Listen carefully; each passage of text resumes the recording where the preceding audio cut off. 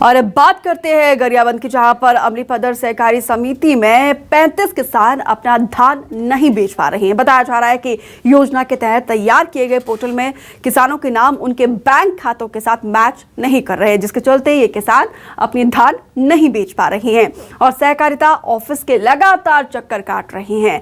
ऐसे में देखना होगा कि इन किसानों की समस्या आखिर कब दूर होती है, क्योंकि किसान धरतीपुत्र अन्नदाता मुश्किल से कड़ी मेहनत से फसल की बुआई करते हैं और जब बेचने का टाइम आता है तो देखिए उस टाइम भी इन्हें परेशानियों का सामना करना पड़ता है। हालांकि सरकार की तरफ से, प्रशासन की तरफ से तमाम कोशिश की जाती है, लेकिन समस्या फिर भी आती रहती है।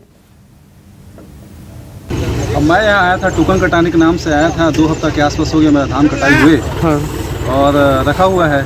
और यहाँ जब पूछा तो बोलते हैं कि आपका मिस्टेक है, खाता में मिस्टेक है, उनको बता रहे हैं। मेरा आधार कार्ड भी सही साठ है और मुझे बहुत परेशानी हो रहा है और धान को पूरा चूहा खा रहे हैं पूरा। भी हम लोग आए थे यहाँ तो ऑपरेटर बोले यहाँ कि भाई अभी आप लोगों का कुछ त्रुटिवश रुक गया है, आगे NIC से ही होगा। यहाँ से तो हम लोग पूरा कागजात भेज दिए हैं और वहाँ से आने के बाद आप लोगों का टोकन काट देंगे, हम आपको बता देंगे। तो हम पूछे कि कब तक के होगा, तो 2 रोज भी लग सकता है और 8-10 दिन भी लग सकता है, लेकिन होगा, आपको टेंशन लेने की ज़रूरत नहीं है। ये डिपार्टमेंटली काम है, ऐसे करके क्या बोलते हैं ऑपरेटर ने कहा। यहाँ 35 किसान लगभग हैं और कारण ये है कि उन लोग का कई नाम का स्पेलिंग का डिफरेंट होने के कारण CCP मॉड्यूल से सत्यापित न हो रहा है। टोकन जारी ही नहीं हो पा रहे, उनका अकाउंट बैंक द्वारा सत्यापित किया गया है नाम के मिसमैच के कारण। पुरुषोत्तम पात्रा ज्यादा जानकारी के साथ जुड़े हैं। पुरुषोत्तम, देखिए बड़ी मेहनत से किसान अपनी फसल को बेचने के लिए आते हैं, लेकिन यहाँ पर भी उनकी समस्या बनी हुई है।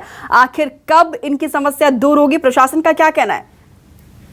जी बिल्कुल, ये समस्या एक तो ना सुलझने वाली समस्या जैसे दिख रही है, क्योंकि 1 महीना हो गया किसान लगातार चक्कर काट रहे हैं। उनके खलिहान में धान मौजूद है, वहाँ पे धान को चूहे कतर रहे हैं, उनके रखवाली में उनका समय जाया हो रहा है। और जब वो लगातार जब वहाँ सहकारी समिति पहुंचते हैं तो उन्हें कहा एक अफसर दूसरे अफसर के और दूसरे अफसर तीसरे ब्रांच में ये मामला डाल दे रहा है कि वहां से होगा करके। कुल मिला के NIC में जो पोर्टल जिस समय तैयार किया गया था, उस पोर्टल को तैयार करने के समय उनके नाम के साथ, उनके खाते के साथ पहले सत्यापित करने की जो प्रक्रिया होती है, वो स्थानीय लेवल पे उस प्रक्रिया को पालन सही ढंग से नहीं किया गया है।